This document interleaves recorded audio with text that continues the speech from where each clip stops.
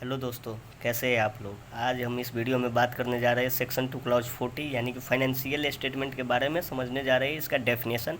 And section 2 clause 55 means meaning of member. ये CA intermediate के exam के लिए बहुत इंपॉर्टेंट टॉपिक है मेंबर के बारे में। इसमें से एग्ज़ाम में केस स्टडी में भी क्वेश्चन आता है, तो ये डेफिनेशन बहुत बहुत वीवीआई है सीए इंटरमीडिएट के लॉ में। ठीक है दोस्तों, तो चलते हैं हम आगे। सबसे पहले हम जानेंगे meaning of financial statement. According to section 2 clause 40 of the Companies Act 2013। ठीक है दोस्तों, लिखेंगे financial statement in relation to a in relation to a company। ठीक है दोस्तों, includes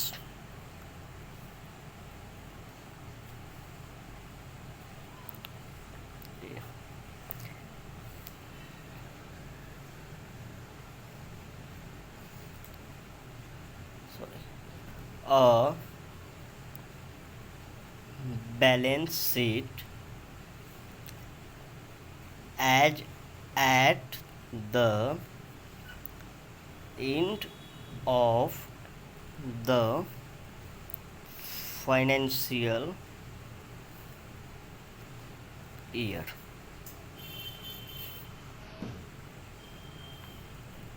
A profit and loss account or in the case of a company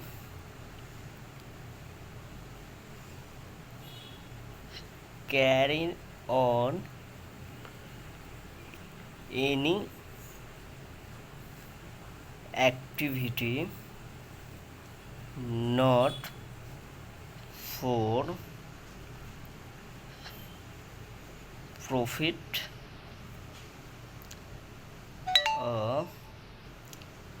an income and expenditure account for the financial year। आगे लिखेंगे हम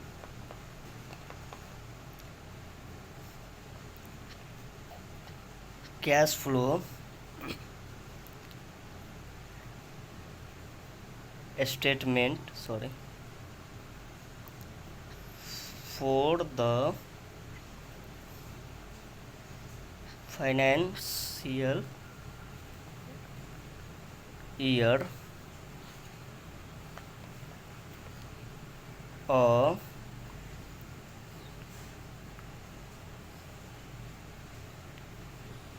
statement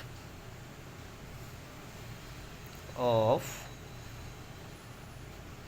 changes in equity if applicable, and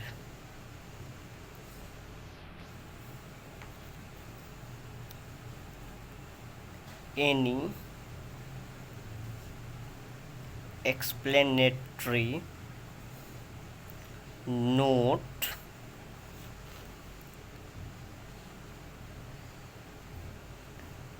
annexed to or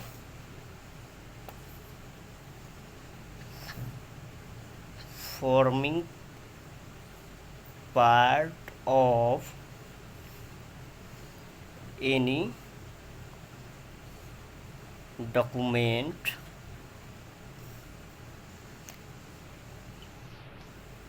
referred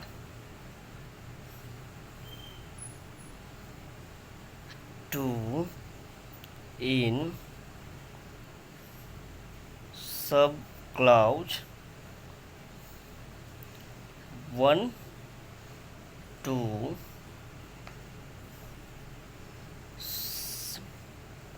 subclause 4। ठीक है दोस्तों, ये हमारा definition हो गया। अब हम चलेंगे इसका मतलब समझने के लिए कि फाइनेंशियल स्टेटमेंट किसको कहा जाता है जो कंपनी एक्ट के अकॉर्डिंग है। ठीक है दोस्तों, तो अब हम एक एक करके एक एक पॉइंट को हम डिस्क्राइब करेंगे और समझेंगे कि फाइनेंशियल स्टेटमेंट हम किसको कहते हैं। ठीक है दोस्तों, तो डायरेक्ट आते हैं हम डेफिनेशन में। According to section 2 clause 40 of the companies act 2013। ठीक है दोस्तों, ये पूरा डेफिनेशन हो गया। अगर आपके सीए इंटरमीडिएट में ये 3 से 4 नंबर का क्वेश्चन बनेगा, यदि फाइनेंशियल स्टेटमेंट के डेफिनेशन पूछा तब हमको ये पूरा लिखना पड़ेगा। और ये VVI है, पूछ भी सकता है सीए इंटरमीडिएट में। सो हर अटेम्प्ट में कोई ना कोई डेफिनेशन, किसी न किसी का डेफिनेशन कंपनी एक्ट में पूछता ही है। ठीक है दोस्तों, तो हम समझेंगे इसका मतलब। ठीक है दोस्तों, financial statement in relation to a company includes, यानी कि किसके रिलेटेड, हम कंपनी के रिलेटेड करने जा रहे हैं, इसमें समझने जा रहे हैं कि उसमें फाइनेंशियल स्टेटमेंट हम किसको किसको। ऐसे तो हम लोग बोलते हैं financial statement, but financial statement है क्या, उसका हम मतलब समझेंगे कि फाइनेंशियल स्टेटमेंट क्या क्या चीज़ इंक्लूड करके बनाया जाता है। ठीक है दोस्तों, तो उसमें सबसे पहले आता है अब balance sheet as at end of the financial year. जो हमारे फाइनेंशियल ईयर के एंड में जो हमारे बैलेंस शीट होंगे वो हमारा फाइनेंशियल स्टेटमेंट में इंक्लूड किया जाता है। ठीक है दोस्तों, प्रॉफिट एंड लॉस अकाउंट और in the case of company carry on any activities not for profit oriented means NPO जो होता है, जो प्रॉफिट के लिए काम नहीं करता है, उसके लिए क्या होता है फाइनेंशियल स्टेटमेंट, उसका होता है income and expenditure account for the financial year. उसका क्या होता है, इनकम एंड एक्सपेंडिचर अकाउंट उसका होता है दोस्तों। ठीक है, उसके बाद होता है cash flow statement for the financial year. जिस साल का कैश फ्लो स्टेटमेंट है उस साल का कैश फ्लो स्टेटमेंट को हम फाइनेंशियल स्टेटमेंट मानते हैं। ठीक है दोस्तों, a statement of change in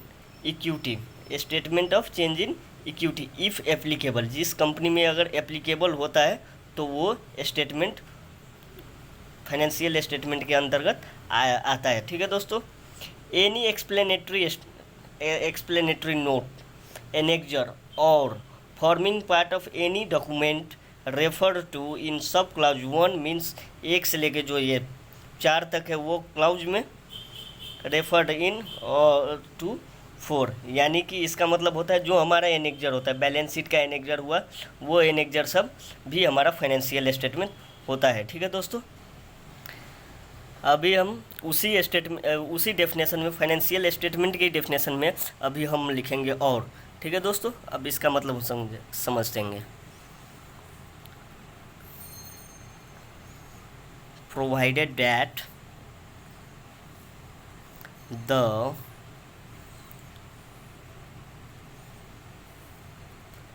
financial statement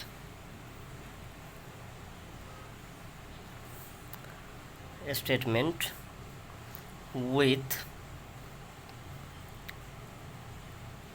respect to one person company means OPC। ठीक है दोस्तों, sorry,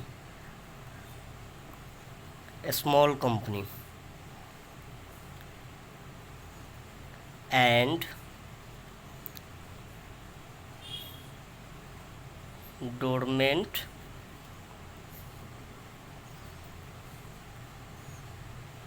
company may not include the cash flow statement. अब देखो, ये उसी डेफिनेशन का पार्ट है दोस्तों, यानी कि चारों पांचों क्लाउज लिखने के बाद हमको ये प्रोवाइड डेट में लिखना होगा क्या, जो हमारा क्लाउज 3 में था, cash flow statement is the part of cash flow statement is the part of financial statement. ठीक है दोस्त, जो कैश फ्लो क्लाउज 3 में था वो डेफिनेशन का, फाइनेंशियल स्टेटमेंट के डेफिनेशन के क्लाउज 3 में था जो cash flow statement shall may not include, not और शैल, मे नॉट इंक्लूड, यानी कि ये हो भी सकता है और नहीं भी हो सकता है। ठीक है दोस्तों, कौन से केस में, तो in relation to a company, 1 person company means OPC, small company, कभी हम स्मॉल कंपनी पे ही वीडियो बनाएंगे कि स्मॉल कंपनी किसको कहा जाता है, सेक्शन 2 क्लाउज 85, इस पे हम आगे वीडियो बनाएंगे, इस पे हम डिटेल डिस्कशन करेंगे अगले वीडियो में। एक और वीडियो में बनाऊंगा OPC के बारे में, OPC के बारे में हम भी एक और वीडियो बनाएंगे। ठीक है दोस्तों, ये दोनों के बारे में हम डिटेल डिस्कशन, ये स्मॉल कंपनी का जो डेफिनेशन है सेक्शन 2 क्लाउज 85, ये बहुत VVI है, ये पिछले अटेम्प्ट में आया भी था। ठीक है दोस्तों, नवंबर 2021 के एग्ज़ाम में ये definition 2 clause 85 means small company का डेफिनेशन आया था, तो ये बहुत इंपॉर्टेंट डेफिनेशन है, इसके बारे में हम अगले वीडियो में हम बात करेंगे। ठीक है दोस्तों, तो आप फाइनेंशियल स्टेटमेंट के बारे में समझ गए। अब हम चलते हैं मीनिंग ऑफ मेंबर के बारे में। ठीक है दोस्तों, अब हम बात करेंगे सेक्शन 2 क्लाउज 55 के बारे में, मीन्स मीनिंग ऑफ मेंबर के बारे में। ये बहुत VVI है, ये केस स्टडी में भी, केस स्टडी के लिए भी इम्पोर्टेंट है। इसमें से क्वेश्चन कभी कभी पूछ देता है एग्जाम में, इंटरमीडिएट में।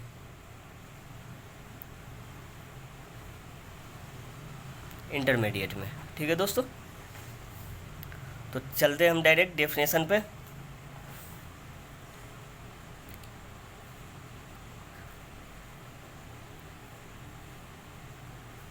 According to section 2 clause 55 of the Companies Act 2013,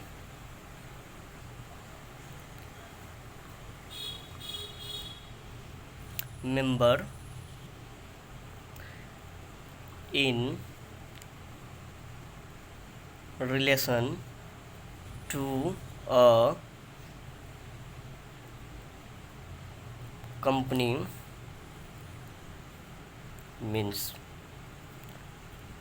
एक नंबर में लिखेंगे, the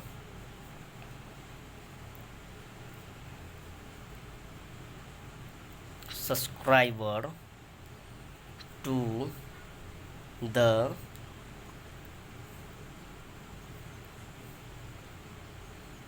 memorandum of the company who shall be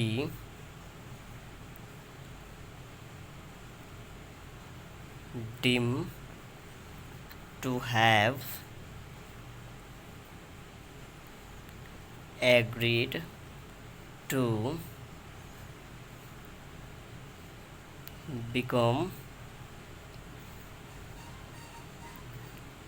member of the company and on its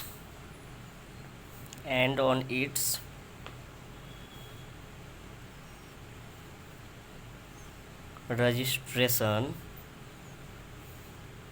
shall be entered as member in its register of member. पहले हम definition पूरा लिख लेंगे कि डिफिनेशन क्या कहता है सेक्शन 2 क्लॉज 55 में, उसके बाद हम इसको वो बहुत अच्छे से समझेंगे। ठीक है दोस्तों, 2 नंबर में every other person who agrees in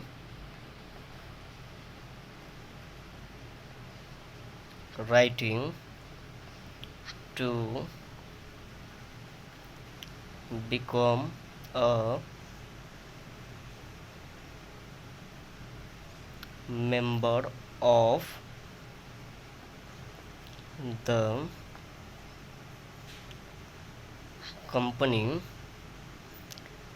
and whose name is entered in the register of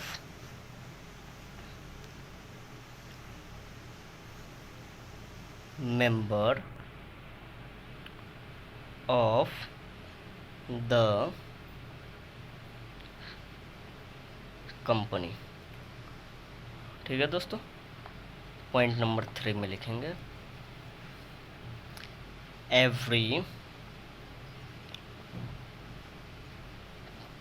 person holding share of the company and whose name is entered as beneficial owner in the record of a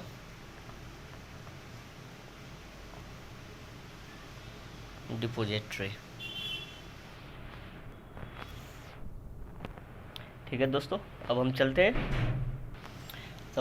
हैं ये definition को समझने कि member हम किसको कहते हैं। ठीक है दोस्तों, तो हम अब चलेंगे डिफिनेशन के समझने।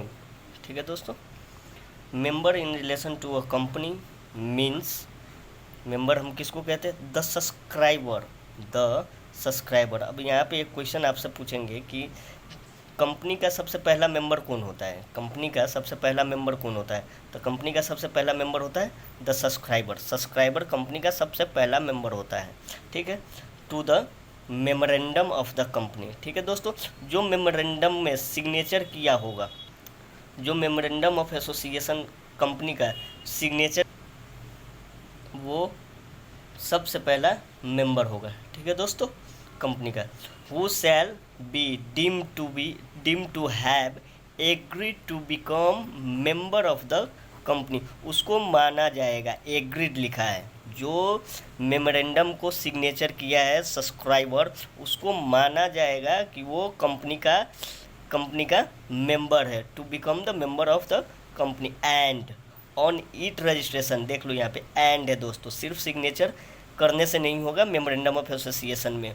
उसके बाद registration shall be enter as a member in its register of member, उसका नाम मेंबर का जो रजिस्टर है उसमें आना चाहिए, ठीक है दोस्तों। तो सबसे पहला अगर आपसे क्वेश्चन पूछा जाएगा कंपनी का सबसे पहला मेंबर कौन होता है, तो उसका मेंबर सबसे पहला होता है subscriber of the memorandum of association. Shall be deemed to agree to become the member of the company, ठीक है दोस्तों। अब हम आगे बढ़ते हैं, शायद ये आपको समझ में आ गया होगा। अगर कोई डाउट हो, कोई कुछ हो तो ज़रूर कमेंट करके भेजिएगा, मैं उसका जवाब ज़रूर दूंगा, ठीक है दोस्तों। अब आगे बढ़ते हैं। एवरी अदर पर्सन, कोई दूसरा व्यक्ति, एग्रीड इन राइटिंग, अगर वो लिखित में दे रहा है, to become a member of the company and whose name is enter in the register of the member of the company, कोई भी व्यक्ति अगर वो लिखित में दे रहा है कि मैं कंपनी का मेंबर बनना चाहता हूँ, और उसका नाम किस में आना चाहिए दोस्तों, उसका नाम आना चाहिए member of register of member of the company, ठीक है दोस्तों। अब हम तीसरा पॉइंट में चलते हैं। Every person holding share of the company, कोई भी व्यक्ति जो कंपनी का शेयर होल्ड कर रहा है, ठीक है दोस्तों। And whose name is enter as beneficiary owner in the record of depository. अब इसका एग्जाम्पल क्या हो सकता है, यदि आप शेयर होल्ड कर रहे हो कंपनी का तो आप मेंबर हो कंपनी का, ठीक है। यदि आप शेयर होल्ड कर रहे हो और आपका नाम क्या है, आप शेयर होल्ड कर रहे हो और आपका नाम कहाँ है, रजिस्टर ऑफ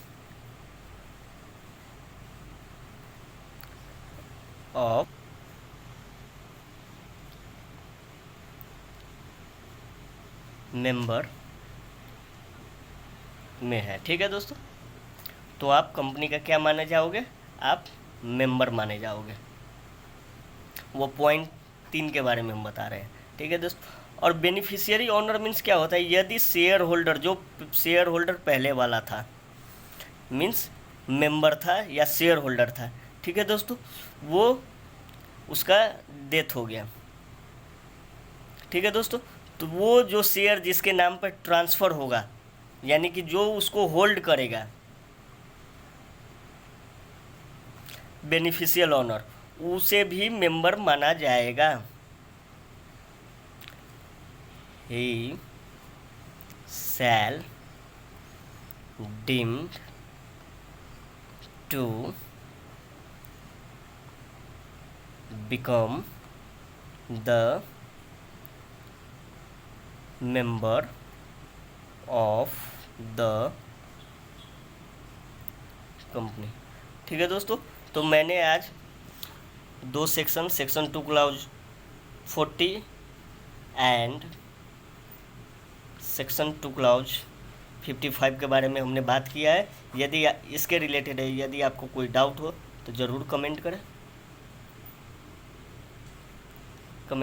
और चैनल को ज़रूर सब्सक्राइब करें। यदि आपको कोई और वीडियो चाहिए टैक्स के रिलेटेड, ऑडिट के रिलेटेड और लॉ के रिलेटेड, तो आप ज़रूर कमेंट करके भेजिए दोस्तों, और ये चैनल को ज़रूर सब्सक्राइब करें, ठीक है दोस्तों। धन्यवाद।